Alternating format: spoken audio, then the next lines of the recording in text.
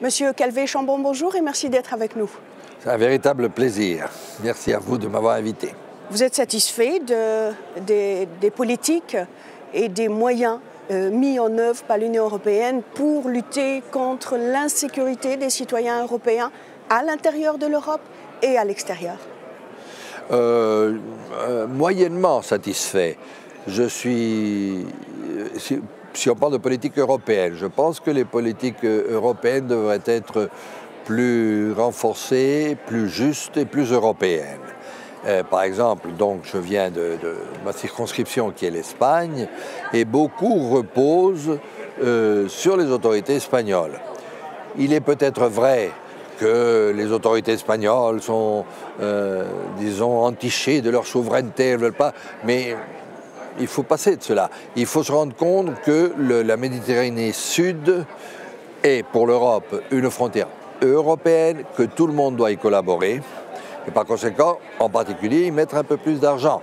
Vous savez, par exemple, Ceuta et Melilla, c'est pas commode à gérer, et les autorités qui sont là-bas, elles protègent toute l'Europe, bien entendu, à ces frontières-là.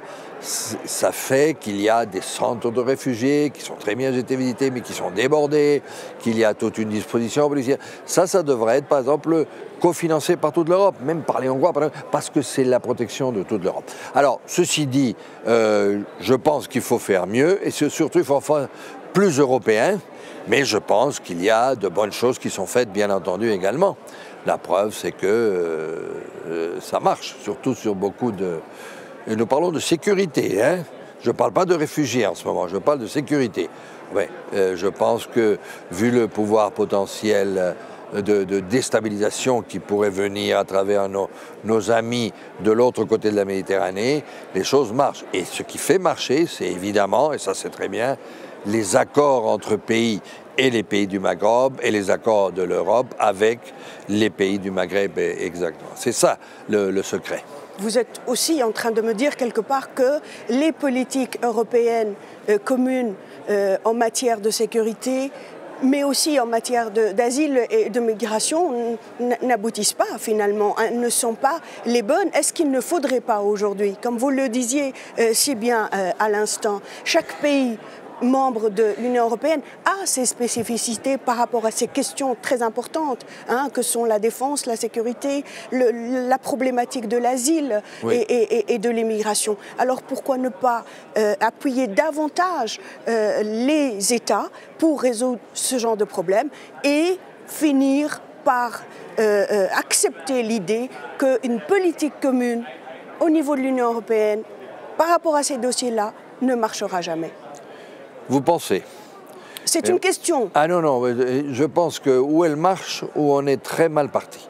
Moi, je pense qu'il faut au contraire européiser de plus en plus et arriver à une politique commune dans ce genre de questions. Cette idée d'établir des règles générales et après dire non, mais c'est le propre de chaque État, ça ne fait qu'affaiblir. Ça ne fait que mettre en danger et la prospérité des pays du sud de la Méditerranée et la sécurité des pays du nord de la Méditerranée, et ça ne fait que rendre plus antipathique à la population, en fait, le projet européen. Il ne faut pas ignorer que la sécurité des Européens, c'est un problème européen maintenant. Parce que les moyens de transport sont ceux qui sont, parce que les frontières ont disparu, parce que la nouvelle technologie permet tous. Donc, où on le voit en bloc et on cède entre tous, ou sinon, retourner au petit nationalisme de tout un chacun, ce sera toujours très imparfait en tant que sécurité. Ça, sans l'ombre d'un doute. Il faut européiser. Entre-temps, bien sûr, chaque pays... Alors, aider les États, oui, aider les États, non.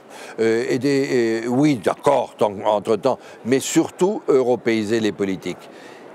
Aider, oui, sans doute, les États du Maghreb, tant qu'ils ne confortent pas eux aussi, disons, un espace politique commun. Mais ça, sans l'ombre d'un doute.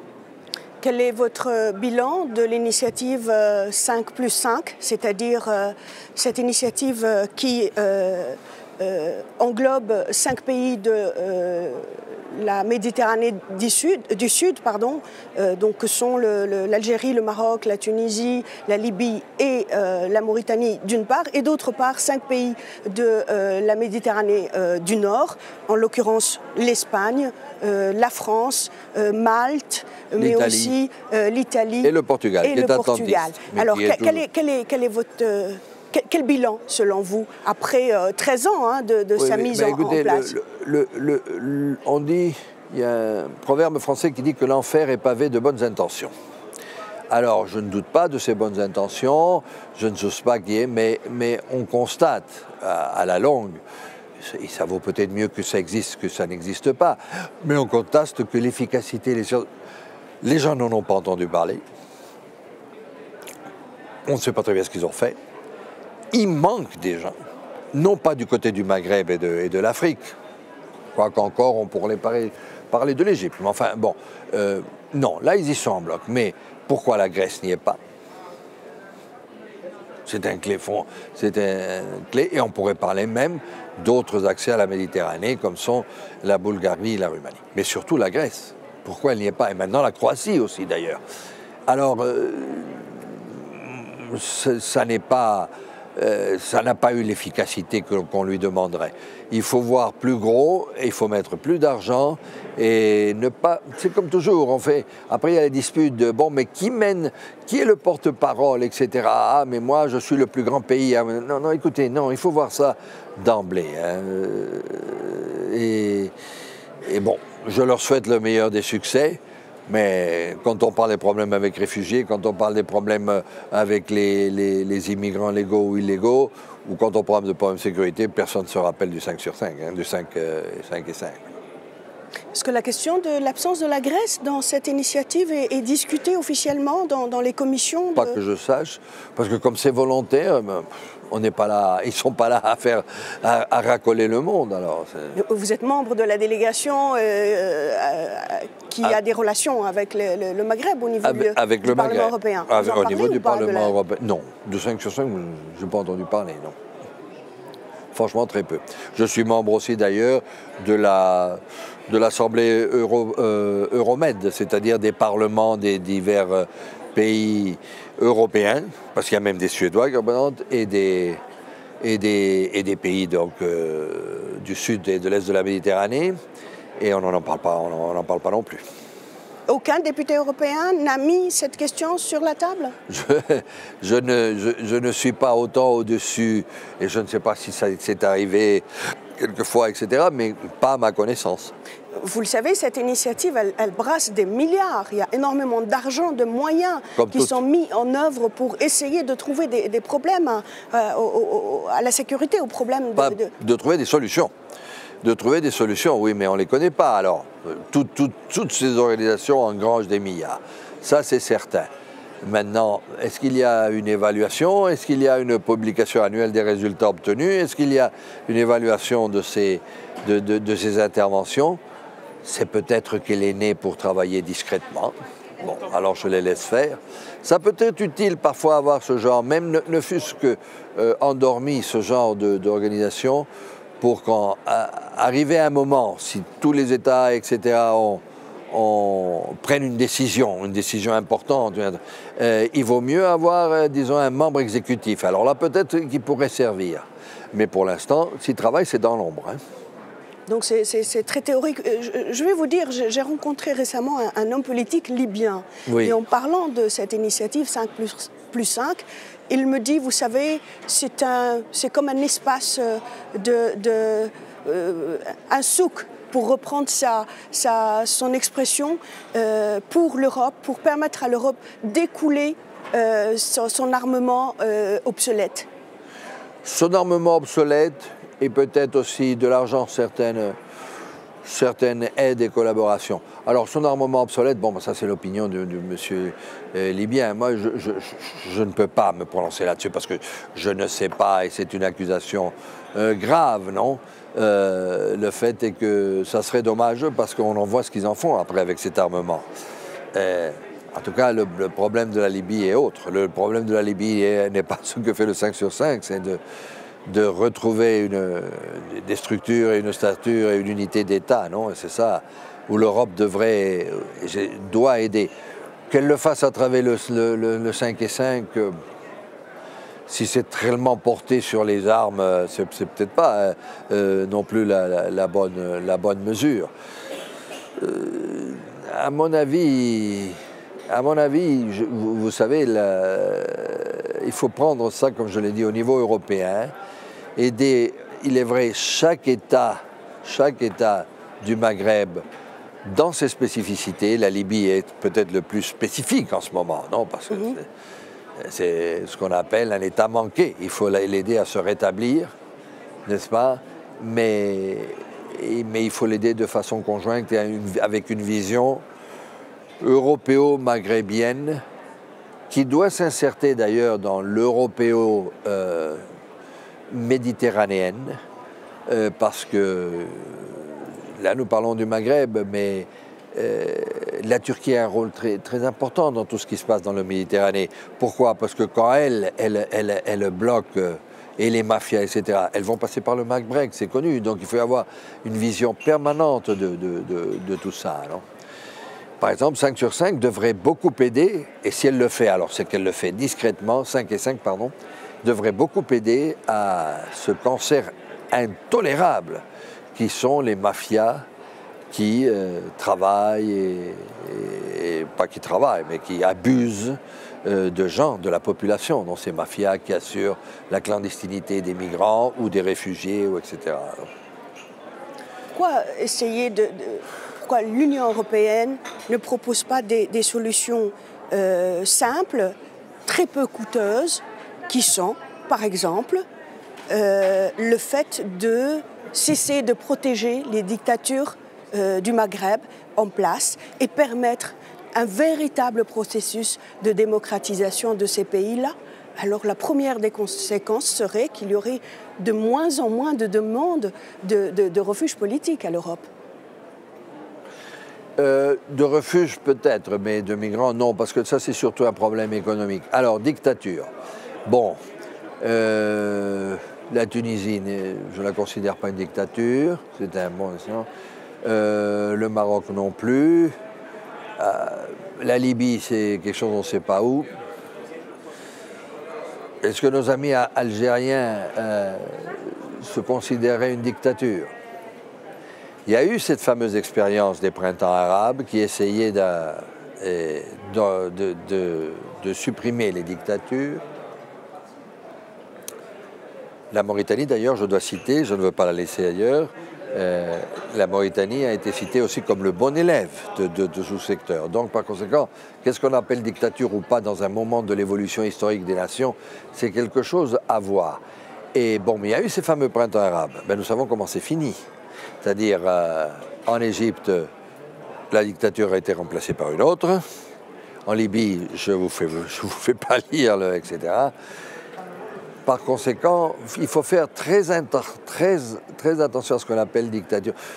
Je pense que l'Europe fait bien d'aider les pays qui sont dans une voie de démocratisation importante, même si elles ne le font pas à pas. Et je pense au Maroc, bien sûr, que je ne considère pas une dictature. Je pense à la Tunisie, je pense à la Mauritanie, oui, elle doit l'aider. Maintenant, les tildés de dictature, elle dit vous devez changer de régime. Mais écoutez, on a essayé, on a vu ce que ça a donné. Donc là, je serais très prudent. On a essayé en Espagne et ça a marché. On a essayé au Portugal et ça a marché. Oui, mais c'est une autre culture, une autre intégration des populations et une autre histoire aussi. En Espagne, par exemple, et au Portugal, il y avait déjà eu des expériences démocratiques. Il y a eu cette dictature, fruit des nationalismes du milieu du XXe siècle, n'est-ce pas, ou du début du XXe siècle, mais qui les ont mis, si vous voulez, hors leur histoire naturelle, qui est l'histoire européenne. Ça a duré une quarantaine d'années et ça a repris. Ce n'est pas le même cas que par exemple la Mauritanie, qui est quelque chose de beaucoup plus jeune, soumis d'abord avec aussi beaucoup moins de recours, de ressources et de disponibilité d'argent, parce que la démocratie aussi, ça marche quand on a certains besoins satisfaits, il ne faut pas l'oublier. Donc la Mauritanie ou la Libye, ensuite le genre de dictatures qui ont été dans chaque pays ont leurs particularités. La dictature de Kadhafi est très particulière, donc ça a marché, mais ça s'est fait un petit peu dans la paix et pas à pas. Et surtout en respectant les cultures propres. Importer, je ne veux pas parler de néocolonisation, parce que c'est très laid et jamais ne l'accepterai. Mais exporter des modèles à vraiment vouer à d'autres cultures, à une autre histoire, à d'autres anciennetés, ça ne va jamais marcher. Donc il faut leur... moi je suis tout à fait d'accord pour leur aider à être chaque jour plus démocratique et avoir chaque jour plus de respect aux droits fondamentaux, mais en respectant le point de départ. Parce que si on brusque la situation... Écoutez, ça fait 50, 60, 70 ans, 70 ans que ces pays-là sont indépendants. Donc ça n'est pas... ils ont même été socialistes. J'ai des discours de M. Nasser, qui est de son époque, c'était le grand leader panarabiste et de la modernisation, où il riait de certains de ses opposants et tout le monde riait, qui voulaient faire porter les voiles aux femmes, par exemple, n'est-ce pas? Personne n'avait de doute, ça rentrait très bien, mais qu'est-ce qui s'est passé après? Il y a eu un recul, disons, de la culture profonde. Alors, on provoque des réactions parfois qui ne sont pas prévues. Alors, oui, d'accord, on peut faire mieux. Moi, à mon avis, ce qu'on doit faire, c'est les aider à se défaire des intégrismes islamiques, parce que c'est ça aussi, si vous voulez, le problème. Quand il y a eu une ouverture, pensons à l'Algérie par exemple, pensons à l'Égypte, boum, c'est le radicalisme islamique qui gagne, qui lui n'est pas du tout démocratique. Ça pose quand même un problème à étudier, non? Vous pensez que M. Morsi, qui est aujourd'hui en prison, est un radicaliste islamiste? C'était un président qui a été élu démocratiquement, au suffrage universel direct? Oui. Et comme quand les Algériens ont eu leurs problèmes, c'était aussi le mouvement islamiste qui a été élu. Oui, d'accord, oui. Moi, je veux bien qu'on joue à cela. Ce que je veux dire, c'est qu'on n'en arrive pas à la démocratie. On n'en arrive pas à la démocratie. Parce que les mesures qu'il a prises immédiatement ont été une discrimination du peuple, une discrimination contre les Coptes, par exemple. Ça a été des mesures qui ont converti, comme il se passe en Iran. Et les mesures qui ont été prises aussi par M. Al-Sisi au lendemain de sa désignation, je préfère dire, parce qu'il n'a pas été élu. Oui, bien sûr que non. Est-ce qu'il n'est pas plus dictateur? Je pense à M. Moubarak. Il est la même chose. Il est la même chose, bien entendu. Et autant, à mon avis, que M. Morsi. Mais bien sûr qu'il est la même chose. Si, non, bien sûr. Et il faut le pressionner pour qu'il ouvre absolument la main vers la démocratie, et peut-être pour que lui-même abandonne. Il faudrait que ce soit un épisode, comment dirais-je, à la Pinochet, si vous voulez. Cette espèce de l'ordre au-dessus de tout. L'ordre, prenons l'ordre, etc. Mais pour reprendre l'ordre, on broie certains droits humains. On vit dans une espèce d'état d'exception permanent, et puis il n'y a pas de liberté d'expression, il n'y a pas de parti, etc. Et bien sûr que c'est un dictateur, il n'y a aucun doute. Il peut être populaire ou pas, nous on l'a connu avec François, il est peut-être très populaire, je ne sais pas, mais ce n'est pas pour autant qu'il n'est pas un dictateur. D'accord. Et il faudrait remettre l'Égypte vers la tutelle de la justice, des juges qui se sont toujours bien comportés et tout ça. Le plus vite possible, bien entendu. Mais je veux dire que le risque a été, ou ce qui est arrivé en Égypte, c'est qu'ils sont tombés dans un régime non démocratique aussi. Donc c'est quelque chose à supposer si ce que nous voulons, c'est une démocratie, comment dirais-je, ça ne vous dérange libérale. Pas de traiter avec des régimes totalitaires? Avec un seul, je vais vous avouer, avec un seul, avec lequel tout le monde traite, avec l'Arabie Saoudite. Pourquoi? Non, parce qu'elle va trop loin. Elle va trop loin. Là, la violation, c'est-à-dire, il y a des frontières dans ce qui est le respect des droits humains. Il y a des frontières. Il faut peut-être accepter des cultures, il y a des frontières.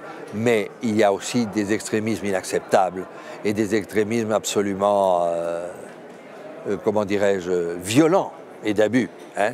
Alors, ce qui se fait contre les femmes en Arabie Saoudite, ce qui s'y fait contre les opposants politiques et ce qui se fait contre les pro-occidentaux, avec ces exécutions publiques, avec les femmes, je ne sais pas, lapidées, parce que ça, c'est inacceptable et ça va trop loin.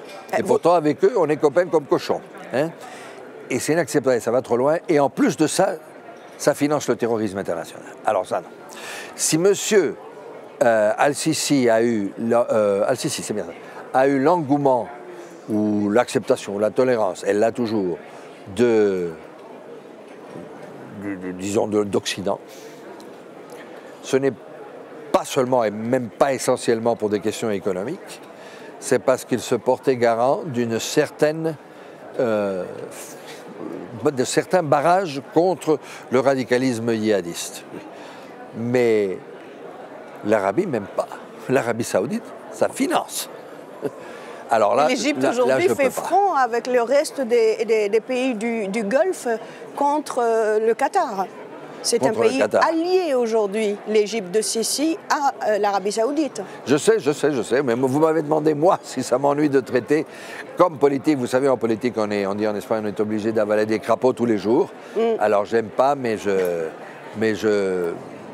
me débrouille. Sauf avec l'Arabie Saoudite. Avec l'Arabie Saoudite, je ne me trouve pas à l'aise. Donc vous pouvez traiter avec tous les régimes totalitaires du monde arabe. Vous pouvez traiter avec M. Bouteflika, par exemple, un monsieur aujourd'hui qui, depuis 2013, est aphone, malade, immobile.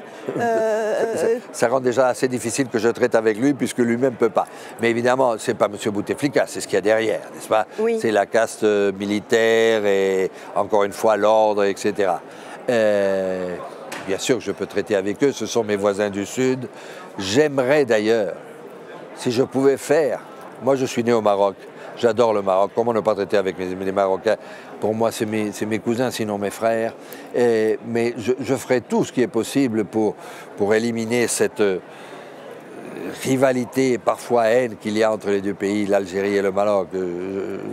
Ça serait très bon pour le Maghreb qu'ils aillent la main dans la main vers un avenir plus démocratique, encore plus démocratique, quoique je pense que le Maroc a beaucoup fait. Et oui, mais alors bien sûr en Algérie... Est-ce que vous pensez de l'oppression du mouvement dans la région du Rif marocain aujourd'hui? Alors je voudrais savoir ce qui se passe dans le Rif, qui a été une région qui a toujours eu des problèmes, mais vous savez qu'il en a eu beaucoup avec l'Espagne. Tout à fait. Les fameuses guerres avec Abdelkrim, qui était un rival de taille et très respectable et actuellement très respecté en Espagne, parce que moi je suis très rugby, on respecte l'ennemi, il ne s'agit pas de... Donc vous parlez de M. Abdelkarim Al-Khattabi. Voilà, Abdelkrim pour les Espagnols. Un grand résistant marocain du Rif. Absolument, un grand. J'ai connu son petit-fils, voyez-vous. Bon, alors les gens du Rif ont toujours été très pointilleux sur certains aspects et portés sur les explications musclées. Mais je ne sais pas ce qui se passe en ce moment. Alors il semblerait que ce soit une région qui a été défavorisée dans le développement qui est en train de suivre le Maroc. Si c'est comme ça, ils ont le droit à manifester, bien sûr, leur manque de solidarité de la part des restes marocains et leur nécessité. Si c'est ça, je préfère à la répression une franche, disons, un franc dialogue, en particulier avec le roi, que je crois que s'est déplacé là-bas, et dire, bon, ben, voyons voir, prenons des mesures. Si c'est ça. Maintenant, si ce qui c'est quelque chose que nous connaissions très bien de la Catalogne espagnole, dire qu'ils sont un peuple différent et qu'ils veulent l'indépendance, là, ils n'ont pas du tout mon appui. Donc, mais je ne connais pas, je devrais parler avec des Rifins et Et je rappelle aux téléspectateurs que vous êtes espagnol catalan et vous êtes contre l'indépendance de la Catalogne? Farouchement, oui, non, farouchement. C'est contre l'indépendance de la Catalogne française, de la Corse, de la Bretagne, du Berry. Du Kurdistan. Du Kurdistan, oui, non, on ne va pas recommencer à faire nos frontières sur des nationalismes racistes et tout ça. Ça a déjà fait assez de morts dans l'histoire. On revient à notre sujet avec une dernière petite question et j'aimerais avoir une très courte réponse parce qu'on est à la fin de l'émission. Bien sûr. Est-ce qu'on peut imaginer l'Europe sans le Maghreb ou le Maghreb sans l'Europe? Non, pas du tout. La même chose qu'on ne peut pas imaginer l'Espagne sans la Catalogne espagnole, on ne peut pas imaginer, non, pas du tout. Et j'espère qu'un jour, je ne sais pas, dans 200, 300 ans, il y aura même un grand espace politique qui prenne les deux berges de la Méditerranée et qui puisse aller jusqu'à... Oui, non, pas du tout. C'est un voisin indispensable, privilégié, et nous sommes voués à l'entente et à nous entraider contre tout ce qui empêche notre avenir de plus de liberté et de démocratie. Monsieur Calvé-Chambon, merci d'avoir été avec nous. Ça a été vraiment un plaisir de vous recevoir à cette émission. Merci beaucoup. Merci à vous de m'avoir donné la parole. J'espère ne pas vous avoir déçu. Merci. Madame, Monsieur, cette émission s'achève. Merci de l'avoir suivie. Au revoir.